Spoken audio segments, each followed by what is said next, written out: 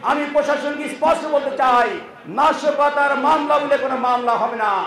মিথ্যা মামলা দিয়ে কোনো ভাই এবং বোনকে, সনাতন ধর্মের কোনো দাদা এবং দিদিকে কোনো টাকা যদি গ্রেফতার করা হয়, তার দায়ভার তোমাদেরকে বহন করতে হবে।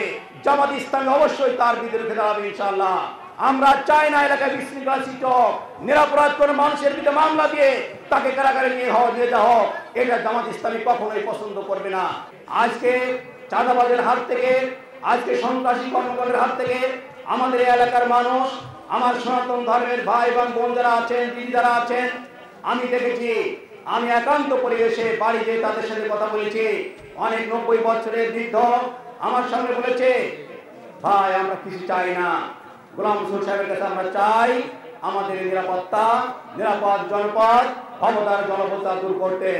আমরা সেটাও প্রতিশ্রুতি দিয়েছি। আমরা বাংলাদেশের মানুষ যদি আমাদের দেশ পরিচালনার দায়িত্বভার গ্রহণ করতে দেয়, অবশ্যই এই সুন্দর ইউনিয়ন সহ কুলটিয়া, মুশিয়ারি যারা আছেন আমার ভাই এবং বোন, আমরা সবাইকে বলতে চাই, আপনাদেরকে আমরা আমাদের উদারতা দিয়ে, ভালোবাসা দিয়ে আমরা বুকে গ্রহণ করতে চাই। আমাদের বিপদে আপদে সবসময় আমাদের পাশে থাকতে চাই। আপনারা যদি নিরাপদে বসবাস করতে পারেন, তার ব্যবস্থা আমরা করবো ইনশাআল্লাহ।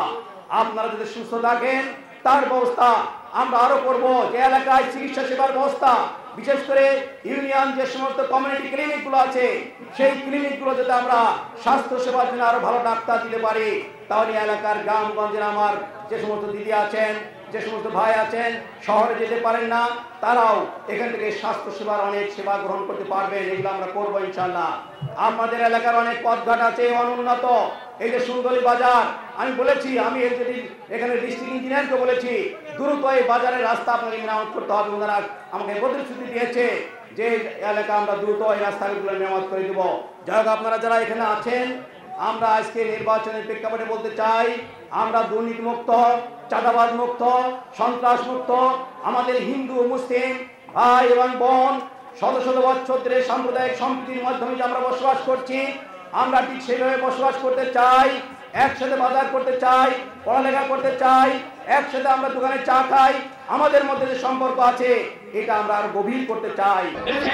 প্রথম যারা এই দেশে রাজত্ব করেছে তারা ছিল এদেশের সর্বপ্রথম, কিন্তু তারপরে পর্যায়ক্রমে অনেকেই আসছে, সবার ওই একই কথা, তারা তার পায়ের পকেটে রাখে।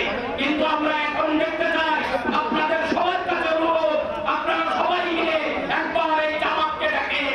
আমার কাছে একটা বার আপনারা প্রতিশ্রুতি দিয়ে যান, এই জামাতকে আপনারা একবার দেখেন, যদি না হয় আর দেখবেন না। আজকে যারা এই সকল রাষ্ট্র বাধা দিয়েছে, হুমকি দিয়েছে, তারাই বিগত 5 তারিখে 40 পর্যন্ত তারাই চাঁদাবাজিতে লিপ্ত। ওদের ঠিক রয়েছে, আমরা চাঁদা কবর রচনা করে দেবো ইনশাআল্লাহ। আসুন, আমরা এই যে ভয় দেখাচ্ছেন, কারা কারা ভয় দেখাচ্ছে, তার নাম বলবে, তার গ্রাম বলবে, আমার নাম বলবে, অবশ্যই তা প্রতিহত করার চেষ্টা করবো। আমরা কথা দিয়ে গেলাম।